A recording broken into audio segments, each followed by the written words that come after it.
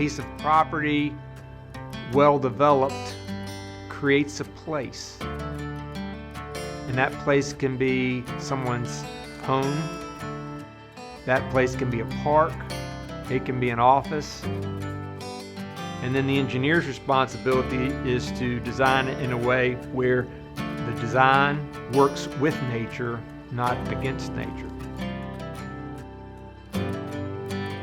Our jobs are getting things built, and they need to be built well because they need to be sustainable for the future. Ours is not a disposable product.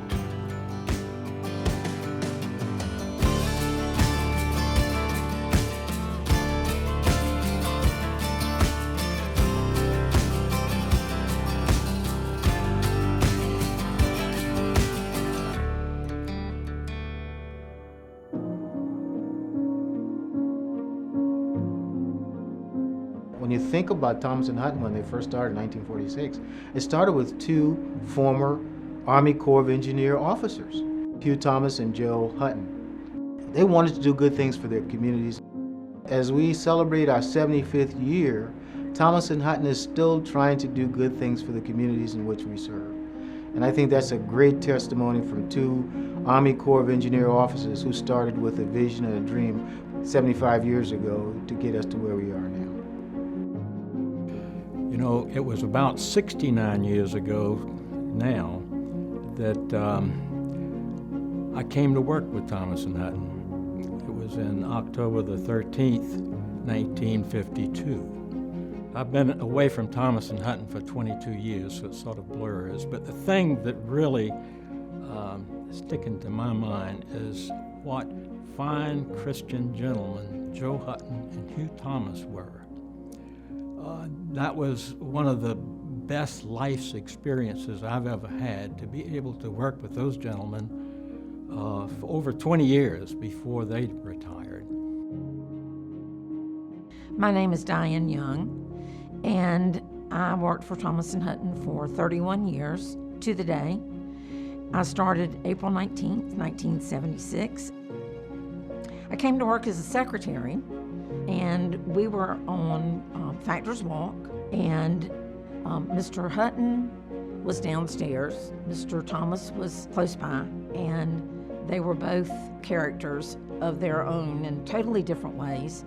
But Mr. Hutton commanded respect. He didn't demand it, neither did Mr. Thomas, but they both just commanded it in their presence. I loved Mr. Hutton, and I loved Mr. Thomas both. My name is Boyce Young. I was employed with Thomas & Hutton Engineering Company for over 40 years. When I came to Thomas & Hutton, there were 27 people in the company. You worked with either Mr. Thomas, Mr. George, Mr. Hutton, Mr. Foster, Octavio, and that was pretty much it as far as licensed engineers or land surveyors were concerned. And none of those men could I find any fault with. And all of them were successful. And when I looked at Mr. Foster's resume, and I looked at Octavio's resume, and I saw how successful they had been, it was obvious that Mr. Hutton and Mr. Thomas put a higher level of emphasis on your potential as opposed to credentials. My name is Mitchell Bohannon, and I started working with Thomas & Hutton in November of 1975, a long time ago. When I started, I was fortunate that Mr. Thomas and Mr. Hutton were still active in the company. Got to work with both of them. Tremendous gentlemen, men of real integrity and of faith and community. They just set the stage, and I think established a culture that has permeated throughout the employee base and has continued to this day.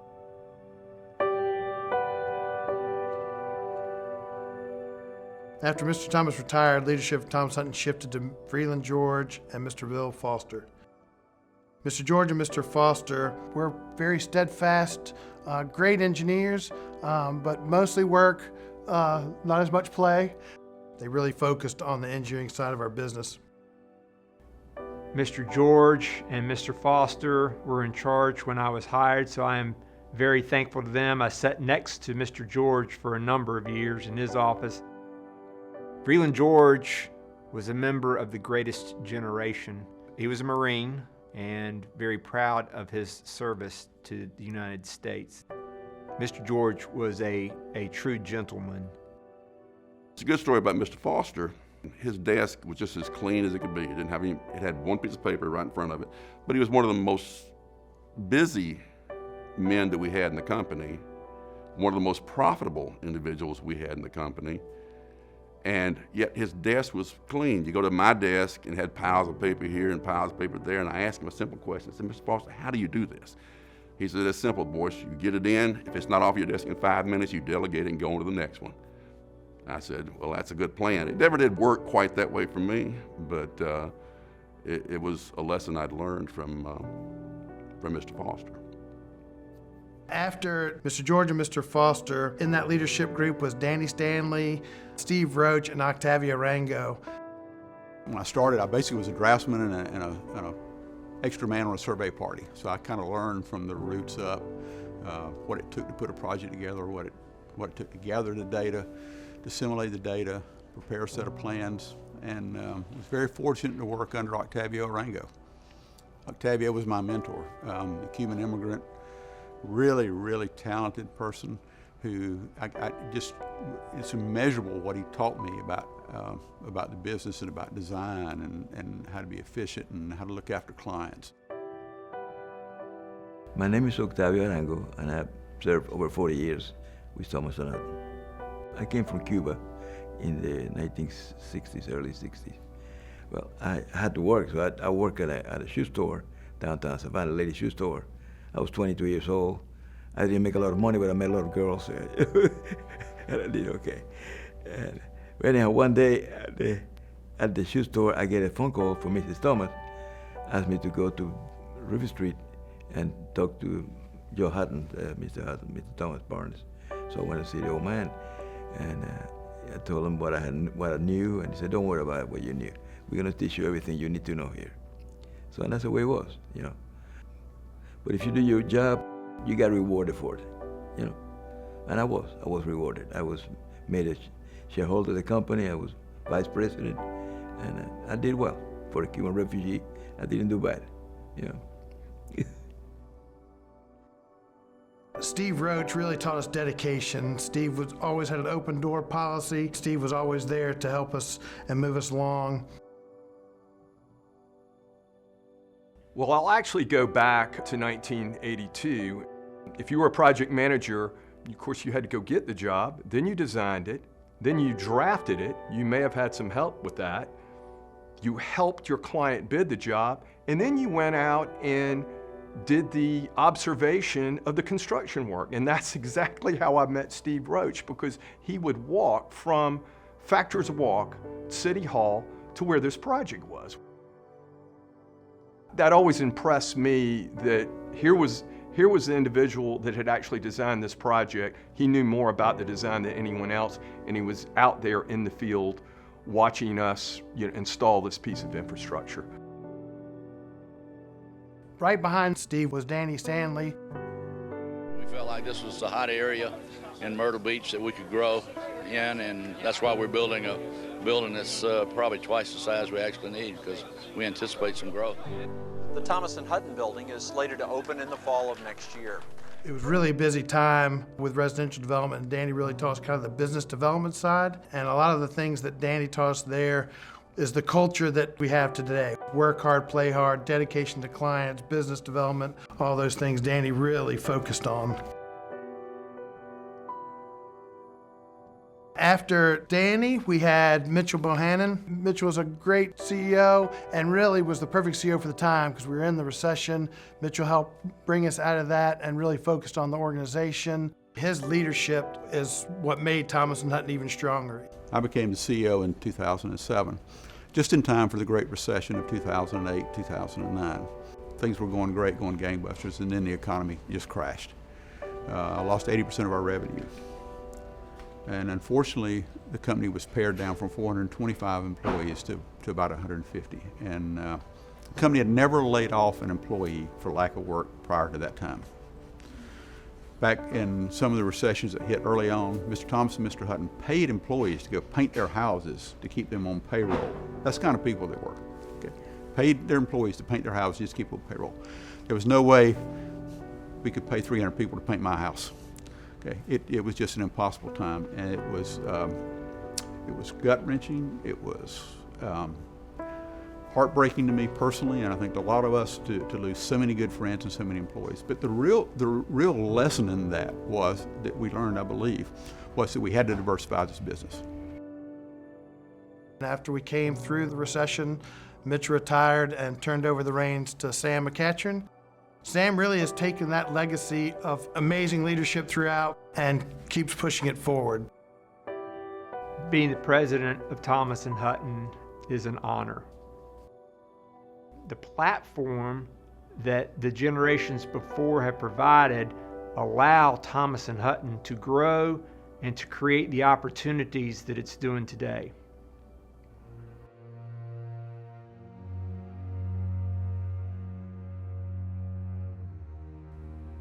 As I thought about the history of Thomas & Hutton and went back and looked at some of the materials, 75 years, so maybe it's easier to deal with it in terms of decades. In the 1940s, Mr. Thomas and Mr. Hutton were looking for something different to do after service to our country. So the 40s, those were our founding years. During the 1950s, we became incorporated. So the company has now matured and becomes a Georgia corporation, Thomas & Hutton Engineering Company. We've got surveying and we're growing. The 1960s, the Cold War, we have a fair amount of military projects, so back to the U.S. Army Corps of Engineers. And during the late 60s, Mr. Hutton visited Charles Frazier on the south end of Hilton Head for what would become Sea Pines. That changes the trajectory of our company. In the early 1950s through the 1990s, Charles Frazier, who developed Sea Pines Company, was a very strong client of Thomas & Hutton. Charles had this idea to build something called Harbor Town. And we had a planning crusade on Hilton Head, and I was there representing Thomas & Hutton. And we had this big meeting, and we got in a boat and we rode through Calabogie Sound, and he pointed out the shell wreck. And he said, "That's where Harbor Town's going to be, right over there." And I thought he had lost his mind. And there it is today, and I still shake my head when I see movies of Harbor Town on the television and think about that ride through Calabogie Cay that day and looking at that shell wreck. The 70s brings about the Clean Water Act. One of the things that Thomas & Hutton pioneered on Hilton Head Island was the reuse of treated effluent. So we were doing water reuse in the 70s well before it ever became popular. Thomas & Hutton was known as the municipal engineer from most of South Georgia during that time. So there are water projects and wastewater projects and infrastructure. We still have some of those cities as clients today. And then in the 80s, Thomas & Hutton opens its second office in Charleston, South Carolina. Late winter, early spring of 1985, we had a client in the Pawleys Island area, Litchfield Company, that Thomas & Hutton was doing work for. And they approached Danny Stanley, who was their project manager at the time, and told him if Thomas & Hutton would open an office in Charleston, they would give Thomas & Hutton all their work. And they had a fair amount of work going on. Mr. George, Mr. Foster, and Danny must have talked about it and decided to see if I'd be the guinea pig and go to Charleston. They came to me and asked if I would come to Charleston, and so in March of 1985, I did that. Me and my wife, my two kids came up here with Mr. George. Mr. George went home, left us up here, and we started the office in Charleston, which was the very first branch office that Thomas & Hutton ever opened. The 80s and the 90s are a time of development along the South Carolina and the Georgia coast. So now Hilton Head is growing more. Sea Island Company, so the golf course planned residential community is now one of the things that's taking place. And that's when Kiowa becomes part of our story. Kiowa was a result of Mr. Hutton working for Charles Frazier when Charles Frazier started Sea Pines. Much of Thomas & Hutton's success and much of the relationships that we have today grew out of that relationship with Sea Pines, because there were a whole group of developers that came out of what they used to call Sea Pines Academy, which were project managers who worked for Charles Frazier, who then went out on their own and started doing development. Kiowa was one of those that was started by the Kuwaiti Investment Company and hired Sea Pines to manage that. So Sea Pines did what it always done. They asked Thomas & Hutton to help them manage the development. The 90s bring about some change with the national builders. So there's another shift. Del Webb comes out of the desert southeast to the South Carolina coast. Syntex was already in Charleston, and we start a shift from what had been residential lots to the production builders. During that time, we add transportation as part of what we're doing in response to a special purpose local option sales tax that is passed in Chatham County. We see a mix of public clients and private clients. 1999, we add Myrtle Beach, and in the early 2000s, we add Wilmington and Brunswick as our offices. So our geographic footprint is changing now. In the late 2000s, we have the Great Recession, so there's another change coming. After that, we made a concerted effort to keep a blend of public and private clients and to expand inland. The addition of an office in Columbia, and then from there, Greenville, Charlotte, Nashville, and Atlanta. In 2020, we are in 4 states and 9 regions. We are now to the size and scale where we can accomplish any level of project. Those life-changing projects, so for me that was Sun City Hilton Head or Palmetto Bluff. For others in the company, it's been a data center or Volvo. Kiowa Island was one that changed the lives of a few different people. Daniel Island was another one. When you think about the scale of these projects and the opportunity to be involved in something that's going to transform a community, Thomas & Hutton is part of that transformation. The opportunity to participate in that advances your career, allows our people to give back. That's what makes being at Thomas & Hutton special. Thomas & Hutton is about relationships, and that relationship extends beyond individuals. That relationship is also with our communities. Mr. Thomas and Mr. Hutton were both very involved in Rotary, and Rotary is about service above self. We are a service organization, so it only makes sense that we are serving our communities. As far as being active in the communities, it is something that was embedded into myself, and I think it's embedded into a lot of the folks when they come to work here. Get involved in your community, do something. The company never expects just to take. We want to give back. Thinking about Thomas & Hutton, first thing that comes to mind is certainly relationships. I think that is number one, the most important part to my office, to our board of directors, and to the partners we work with about why Thomas & Hutton is integrated in our community. The relationships that are built here really have foundational points that make it worth our relationship together and why it has been for so many years. Relationships that are built on honest and genuine work ethic, and also the partnership of strategic planning has really been important to us. And so relationships just define Thomas & Hutton in many ways. I believe a great part of the success of this company has been that Mr. Hutton, Mr. Thomas, Mr. George, Mr. Foster instilled in us, do what's best for the client. Always put the client first. It goes back to the integrity they had. And if you do what's best for the client, it'll wind up being what's best for you and what's best for the company. Thomas & Hutton has been a partner, an advisor, and more importantly, a friend to us. The Foxville Company, as I understand it, is the longest continuous client of Thomas & Hutton's, and we have had a very good relationship over these 32 and a half years. I look at all these people that have worked on these projects over the years as not only professional services, but advisors, but friends. When I think of Thomas & Hutton, I think about the professionalism and I think about the integrity. And when you have both of those qualities, it's very unique. If you have both of those qualities, then you're able to distinguish yourself from most other companies, because a lot of them have one of those qualities, but have both of those qualities is rare.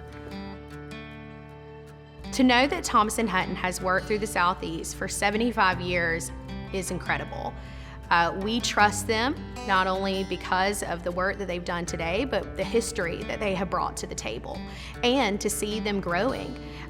For us, I think that it is incredible to know this partner is thriving and adding into their repertoire of different services that they offer, and for us, that makes us confident that we choose a partner like Thomas & Hutton to be along with us each step of the way.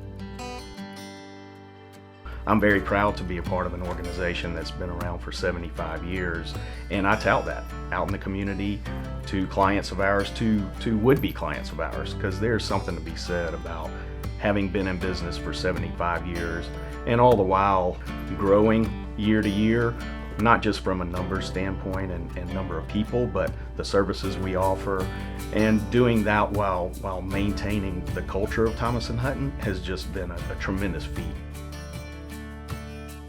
The culture starts with our people and our leadership. To me, the culture has evolved somewhat, but by and large, it's very consistent as it was the day I started in 1987. You were empowered to seek solutions, you were given resources. There was always someone that I could go to and present that problem to. And I think that culture has extended today, and now, just because we are almost 400 people, we have individuals that specialize in sub-disciplines of civil engineering, and it's very exciting for me. This is a great company celebrating 75 years of excellence serving the southeastern United States. What we have, I believe, is a pretty special mix of people and a practice that will grow across the Southeast and include over 500 people over the next few years. Right now, I'm just one of 390 people who serve as the foundation of Thomas & Hutton's success. We're 75 years strong, and we're looking forward to what the future holds. With the great people in this organization, past, present, and future, we are really excited about what's going to happen in the years to come.